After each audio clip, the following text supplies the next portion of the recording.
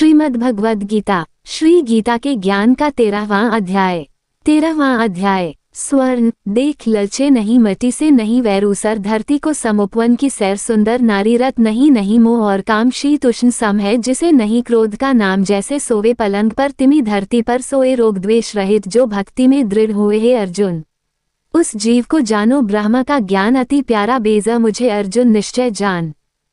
13वां अध्याय प्रारभ्यते। क्षेत्र क्षेत्रज्ञ, ज्ञान ज्ञेय प्रकृति, जीव। श्री कृष्ण बोले, हे कौन्तेय, ये शरीर क्षेत्र कहलाता है, इसके जानने वाले को क्षेत्र कहते हैं।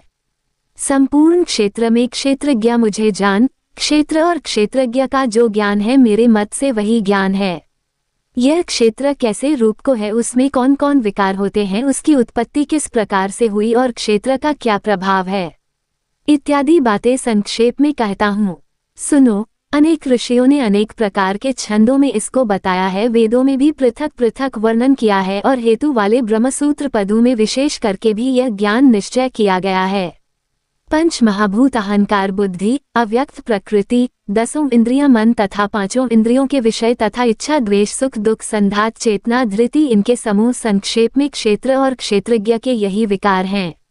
मान और पाखंड से रहित अहिंसा, सहनशीलता, सरलता, गुरु की सेवा, पवित्रता, अपने मन का संयम, इंद्रियों के विषय से विरक्ति, अहंकार रहित और जन्म मृत्यु, बुढ़ापा, रोग दुखादि दोनों को देखना, पुत्र स्त्री ग्रह इत्यादि में आसक्ति न करना और इनमें अपने को सुखी दुखी न मानना और इष्ट अनिष्ट की प्राप्ति में हर्ष विषाद रहित रहना, अनन्य भाव से मेरी भक्ति, एकांत में रहना, जन समूह में रहने से विराग, सदा स्मरण रहना कि मैं परम परमात्मा का ही अंश हूँ। ज्ञान प्राप्ति के उद्देश्य से मोक्ष को सबसे श्रेष्ठ मानना, इसे ही ज्ञान कहते हैं। इससे जो भिन्न है वह अज्ञान है। अब ज्ञेय का स्वरूप वर्णन करते हैं, जिनको जानकर मनुष्य को मोक्ष प्राप्त होता है। वह आदि रहित, बड़ों से बड़ा, अकथनीय होने से न सत ही कहा जाता है और न असत ही कहा जाता है।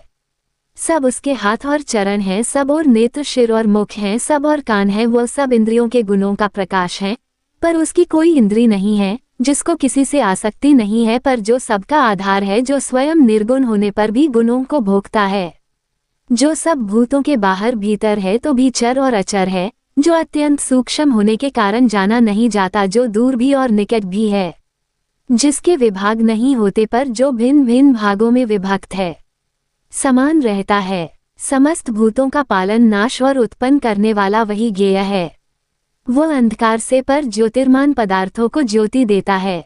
वही ज्ञान जानने योग्य पदार्थ, ज्ञान के द्वारा जानने योग्य सबके हृदय में निवास करता का है। इस प्रकार क्षेत्र, ज्ञान और क्षेत्र, इनको संक्षेप में कहा। इसे जानकर मेरा भक्त मेरे पद के योग्य होता है। प्रकृति और पुरुष दोनों ही अनादि हैं। विकारों और गुणों की उत्पत्ति प्रकृति से हुई है, कार्य और कारण को प्रकृति उत्पन्न करती है। पुरुष तो सुख और दुख का भोगता है। प्रकृति में पुरुष रहता है, प्रकृति के गुणों का उपभोग करता है, तदनुसार उत्तम तथा अधम योनि में जन्म लेता है। इस देह में उसे उपद्रष्टा, अनुमंता, भर्ता, भोक्ता, महेश्वर, परमात्मा और परम पुरुष कहते हैं। इस प्रकार के गुणों के साथ प्रकृति और पुरुष को जो जानता है, उसका रहन सहन चाहे जैसा हो, पुनः जन्म नहीं होता। कोई ध्यान से, कोई सांख्य योग से और कोई कर्म योग के द्वारा अपने का आत्मा में देखते हैं, परंतु कोई तो इस प्रकार से न जानते हुए भी दूसरों से सुनकर ध्यान करते हैं और श्रद्धा से सुनकर वे मृत्यु के पार चले जाते हैं। हे अर्जुन, स्थावर या जंगम सब प्राणी क्षेत्र और क्षेत्रज्ञ के संयोग से ही होते हैं। परमेश्वर सब भूतों में समान रूप से है। भूतों के नष्ट होने पर भी उनका नाश नहीं होता। इस भांति जो देखता है वही देखने में समर्थ है। सब में समान रूप से स्थित परमेश्वर को देखता हुआ जो अपनी आत्मा का नाश नहीं करता, वो उत्तम गति प्राप्त करता है।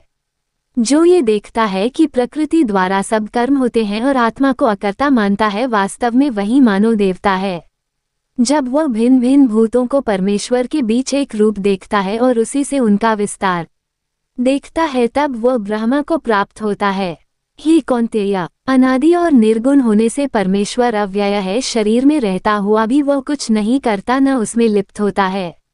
जैसे आकाश सर्वत्र व्याप्त होने पर भी किसी से मिलता नहीं, उसी भांति देह में सर्वत्र व्याप्त यह आत्मा भी इसमें लिप्त नहीं होती।